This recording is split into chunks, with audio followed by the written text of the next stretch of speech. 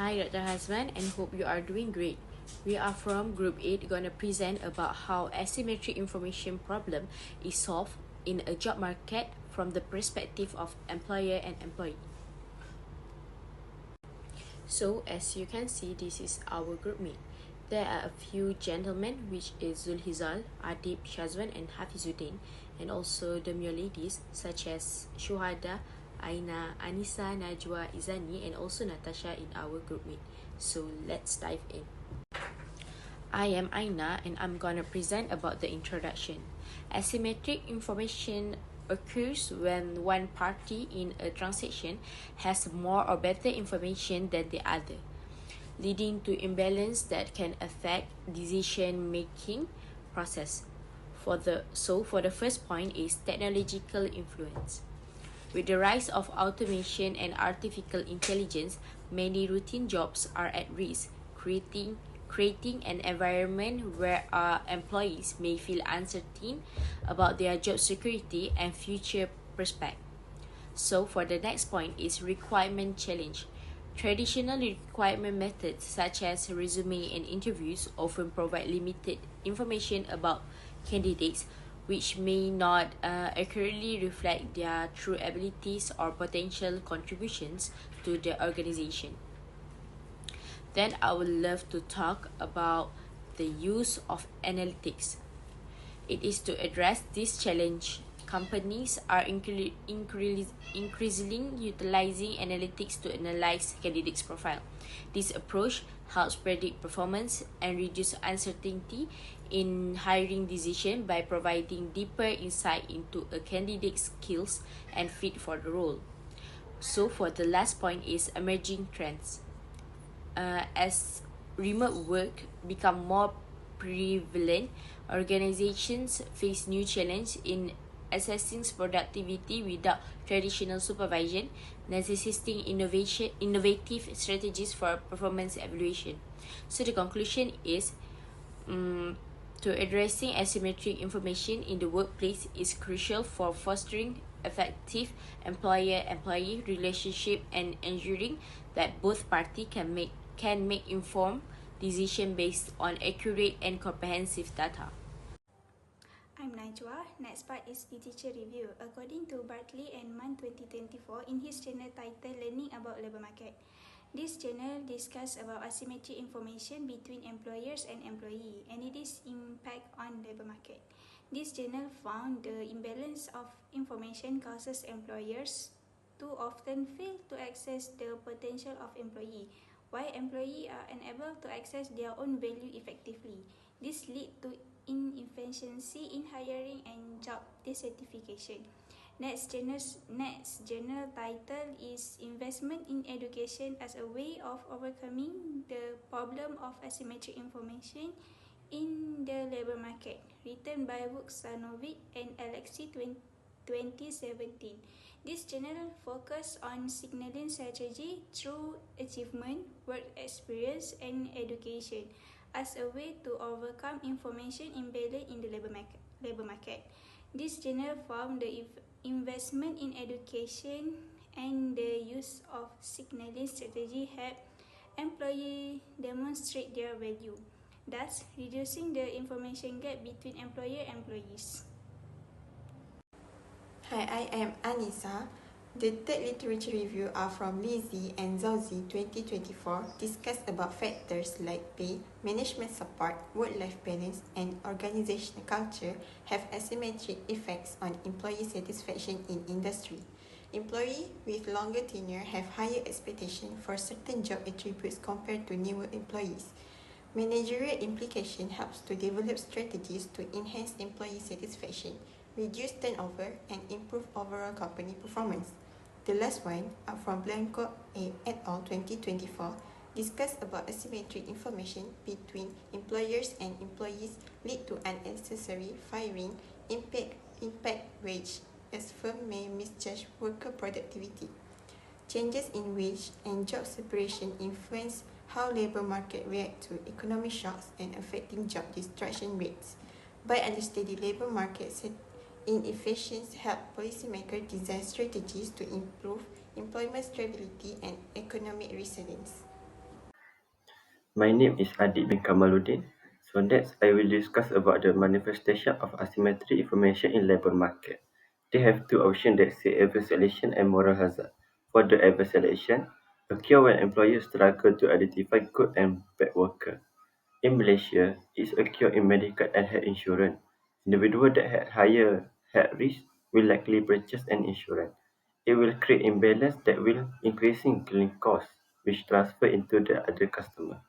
For the moral hazard, occurs when someone increase their exposure to risk because of cost, while their actions fall in someone else. In Malaysia, this happened during COVID-19 pandemic, which some employers reduced their productivity. Also in insurance sector, policyholder claiming more insurance because they got less risk when insured. My name is Muhammad Hafizuddin and I will discuss about how to prevent asymmetric information between employer and employee. There are 10 solutions, but I will point out 5 of them. Firstly, enhance communication and transparency. Employers can maintain an open communication with their staff to help building up trust. This will decrease confusion about work roles and goal of the organization. Secondly, incentive compatible. Employer can adopt performance based on pay structure. This method will motivate employee to perform well because of their compensation was based on their achievement and contribution for the specific outcome. Furthermore, training and development program was a good solution for address asymmetric information. Ongoing employee maybe can help other team members to perform a successful contribution to the company or an organization. Other than that, employer can make a job rotation and cross-training between department in the company or organization. This program will cause employee to experience different department. This will help employee to understand others' job and reduce information gap between other employees. Finally, employer can make use of technology such as HR analytics and collaborative AI. This technology can monitor employee performance, skills, and engagement by gathering and analyzing data. This will improve gap between employers and employees. This result will reduce uncertainty and fostering informed decision making. Thank you. Next is other related issues. Current issue in Malaysia. First, wage inequality. Inequality in wages is still a major problem in Malaysia, where there is a significant gap between high and low income workers, largely due to difference in education skills and access to employment opportunities. People with advanced degree or specialized skills tend to land higher paying jobs because their qualification make them competitive in the job market, while people with little education or limited access to skill building programs are frequently restricted to low paying jobs with few prospects for advancement. This problem is made worse by the regional dispersal of employment options, in contrast to rural locations, where employment prospects are sometimes restricted to low wage sectors. Urban areas typically offer a greater number of well-paying occupations because workers in rural areas are less likely to have access to the resources necessary to better their financial status. This urban rural divide plays a crucial role in income disparities. Furthermore, this wage difference is sustained because structural labour market variables such unequal access to high quality education and vocational training. It may be difficult for people from low income households to get the education or training they need to land higher paying jobs, which is an inequitable loop. Because of this, wage inequality still presents a problem for Malaysia. Social justice and economic growth necessitating specific measures to deal with its underlying causes. The second one is discrimination at workplace. One of the most concerning problems with workplace discrimination in Malaysia is that it can take many different forms, including discrimination based on race, religion, and gender. Women's underrepresentation in leadership positions and equal compensation are the most obvious example of gender discrimination. Women make up a sizable portion of the workforce. they perform comparable tasks to men but are paid less for them. This is because the compensation negotiation lack this transparency and meritocracy. However, women are more likely to work in occupation and industry with few prospects for advancement. Professional accountants are also more likely to work in lower paying occupations. The ideal gender discrimination is further supported by the underrepresentation of women in those one. Workplace environments in a predominantly male business offer women few possibilities for networking and monitoring, and cultural expectations and societal conventions frequently discourage women from pursuing their goals or place little importance on such endeavors. There is also racial and religious discrimination, and the effect of these prejudices are evident in workplace policy as well as in recruiting and promotion practices of business. In Malaysia, job posting even explicitly state that a particular ethnic group is preferred, which excludes some applicants in addition to discriminating against individuals. Such a strategy pushes an economy toward inclusive and diverse workplace growth. Today we're going to dive into some pressing issues that are reshaping the workplace, issues that go beyond traditional businesses challenges. These are the hidden hurdles that affect both employees and organizations, sometimes in ways we don't even realize. So let's explore two key topics: work culture problems and ethical mismatches, and the impact of the gig economy. Imagine this: you start a new job at multinational company. The structure is rigid, performance is measured with precise metric, and expectations are sky high. But for the years, you have been working in a more relaxed, cooperation-driven environment. Suddenly, they are disconnected. These cultural gaps are real, and they can lead to sometimes called moral hazard. What does that mean? It means employees may not give their best effort not because they are lazy, but because they feel uncomfortable, unappreciated, and overwhelmed by unrealistic expectations. This leads to lower productivity and higher turnover rates, which in the long run hurt both employees and employers. But let's not just blame the employees. Sometimes companies fail to bridge the gap by not providing enough support or guidance to help workers adapt. So the question is, how can we balance the best of both worlds? How do we create a work culture that is both high-performing and inclusive? That is something every company needs to think about it. Now, let's shift gear to a topic that is shaping the future work, the gig economy. Platforms like Grab, Foodpanda, and Shopee have made it easier than ever for the people to work on their own terms. Flexible hour, extra income, sound like a dream, right? But beneath the surface, there are risks. Gig workers often face income instability, lack of job security, and no employment benefit unlike full-time employees. Then don't get health insurance, job protection, or even safety net if something goes wrong. And here we see another form of moral hazard: companies shifting responsibility away from workers. Their mindset is simple: they are independent work contractor, not employees, so we don't owe them anything. Or on the other hand, many gig workers push themselves to the limit, taking multiple jobs just to sustain a stable income.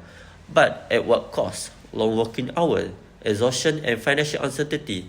Yes, the gig economy is full of opportunity, but if we don't address these challenges, we may see a workforce that is overworked and underprotected. So, where does this leave us? Whether it's cultural mismatch in the workplace or the struggle of the gig economy, one thing is clear: change is happening, and we must adapt. Companies need to rethink their approach to employee well-being, and workers need to make informed decisions about their careers.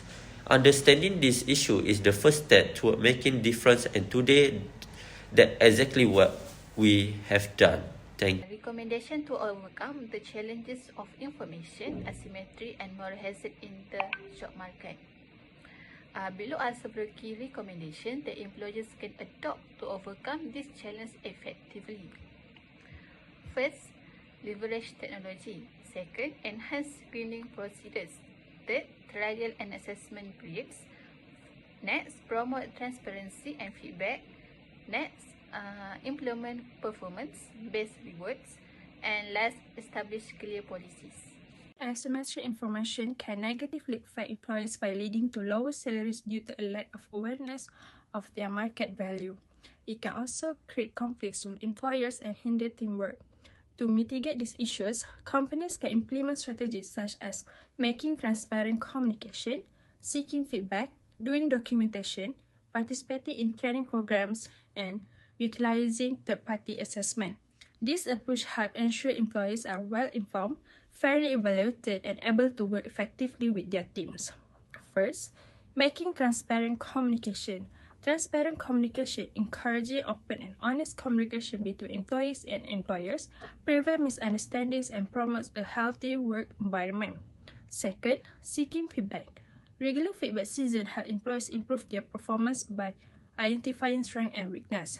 Constructive criticism allows them to refine their skills and work behavior while reducing misunderstanding in performance evaluations. Third, doing documentation.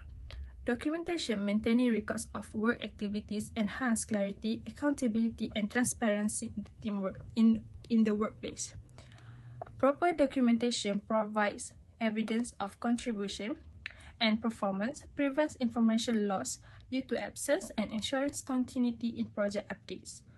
Next, participating in training programs. Training programs help employees acquire equal expertise and understanding, reducing knowledge gaps that contribute to asymmetric information. This initiative improves communication, teamwork, and familiarity with company policies and background. By enhancing employees' skills and awareness, training ensures a more competent and cohesive workforce. Lastly, utilizing third-party assessment. Third-party assessment help address discrepancy in performance evaluation and provide unbiased validation of employee skills and competence. Certification also serves as concrete evidence for promotion and fair performance comparison among employees. Hi, I'm Tanya Izani and I'm going to do a conclusion. First of all, improving hiring practice. Employers should leverage technology and training to reduce information asymmetry, ensuring better candidates, evaluation, and more informed decisions. Next, mitigating moral hazard. Open communication, transparent feedback, and clear policies help build trust, reducing unethical behavior and fostering a collaborative work environment. The last one is bridging skills gap. Collaboration between employers and educational institutions is key to aligning skills with industry needs, preparing a more competent workforce.